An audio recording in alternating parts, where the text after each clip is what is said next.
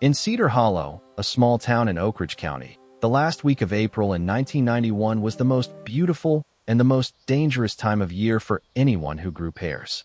The blossoms had come out white across the whole hillside, each cluster thin and fragile, clinging to the branches like snow that had not yet melted, and it only took one unusually cold night to wipe out an entire season before a single pear could ever form.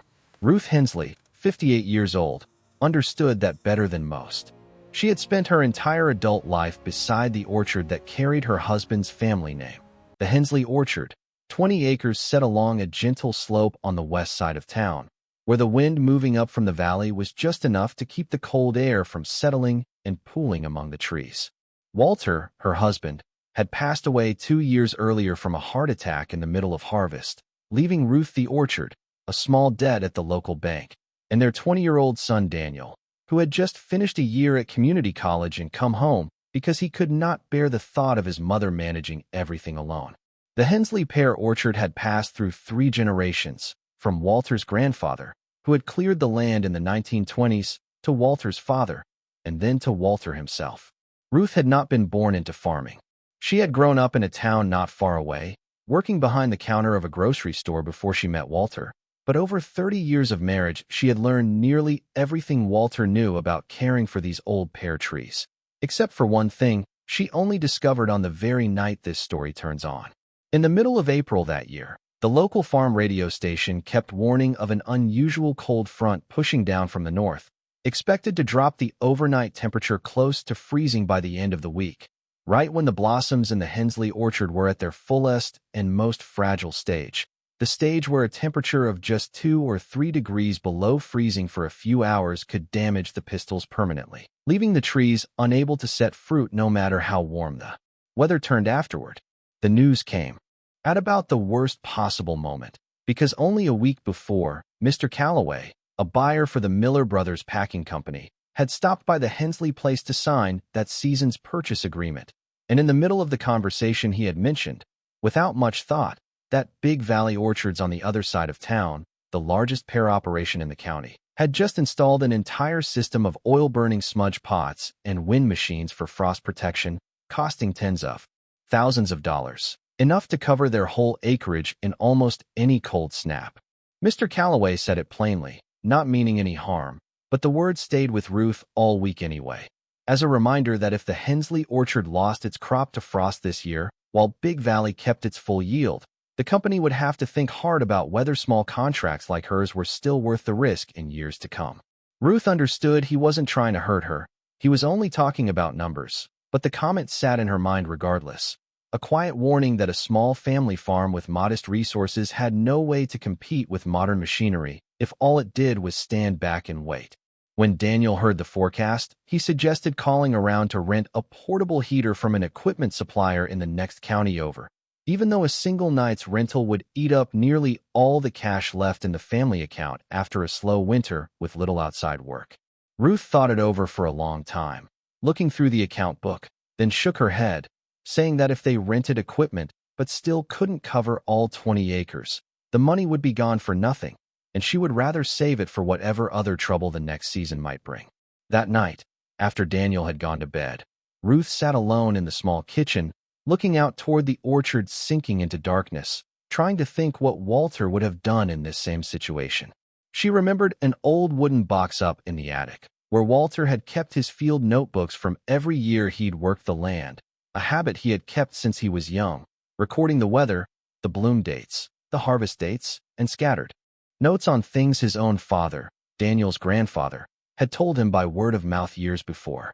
Ruth climbed up to the attic, dusted off the box, and searched by flashlight through notebooks from the early 1970s, back when Walter's father was still healthy and passing his knowledge on directly.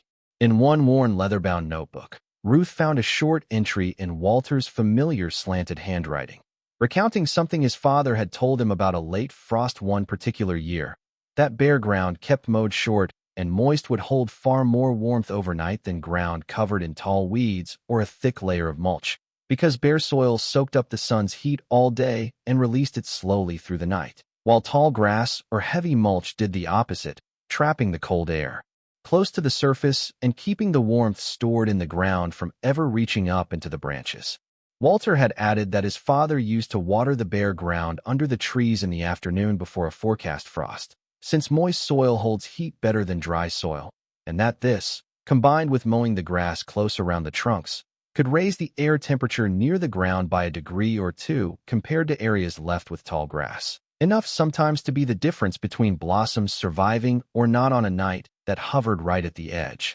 Ruth read the entry over and over, feeling as though she could hear Walter's own voice in it, and she decided this was exactly what she needed to do, not because she was certain it would save everything, but because it was the one thing within her means that had real reasoning behind it, and it was worth trying.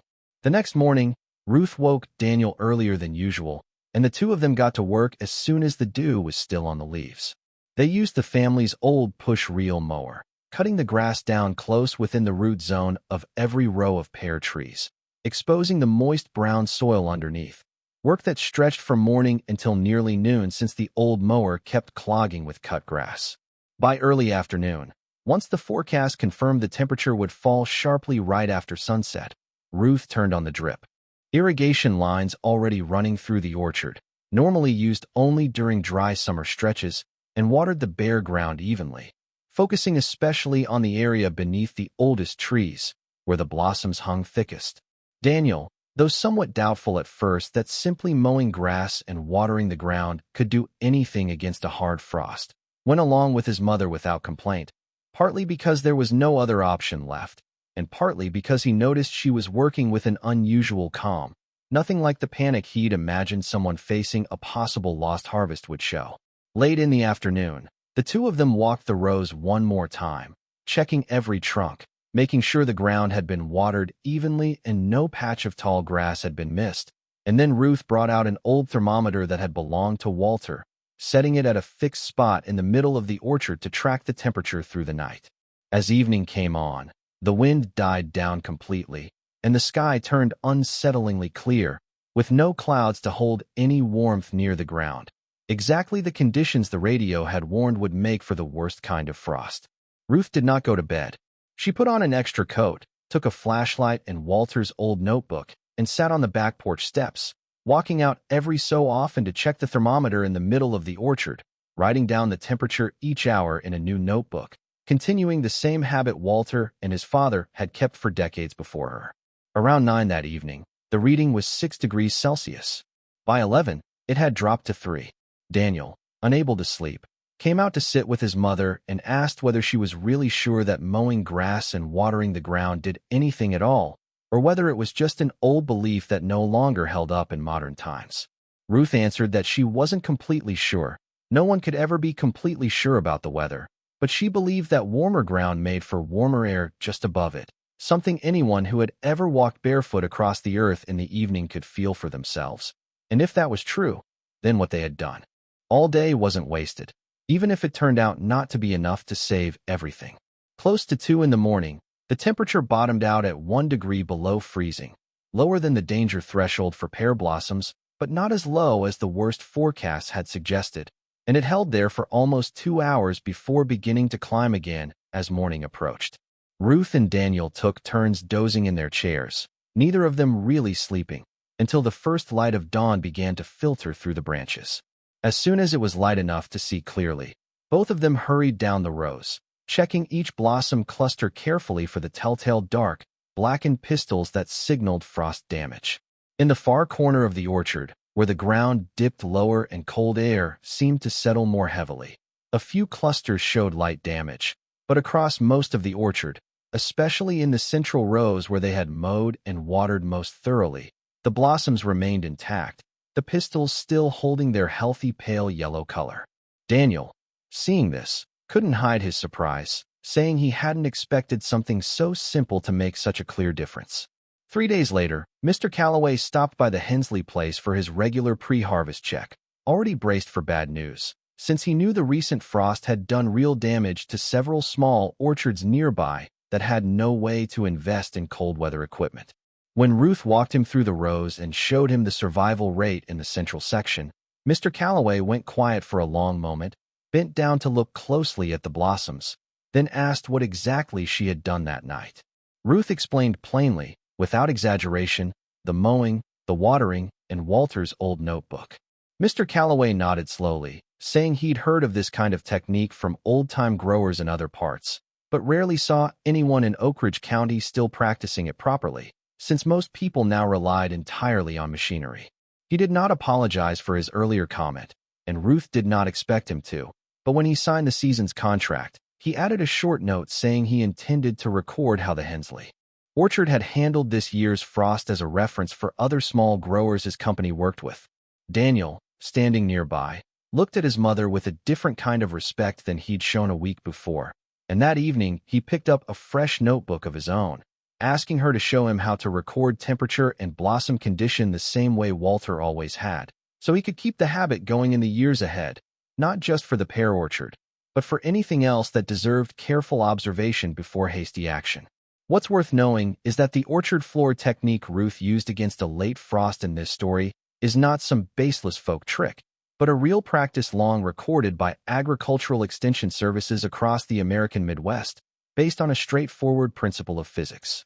Bare, moist, compacted soil absorbs and holds daytime heat far better than ground covered in tall grass, straw, or a thick layer of mulch, since that covering acts like an insulating blanket, keeping the warmth stored in the earth from rising to the surface overnight. On a night with frost risk, keeping the ground beneath the trees clear, mowed short, and watered before dusk can raise the air temperature right at ground level by 1 or 2 degrees compared to areas left with tall grass, enough on some nights to make the difference when the temperature only dips briefly below the danger point.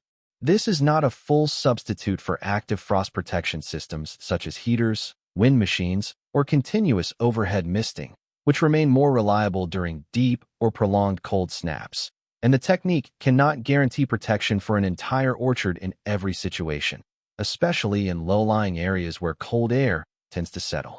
But for small family farms without the means to invest in expensive equipment, it remains a genuinely science-based, almost cost-free measure, one that generations of American Midwest fruit growers relied on for decades before industrial frost protection systems became widespread.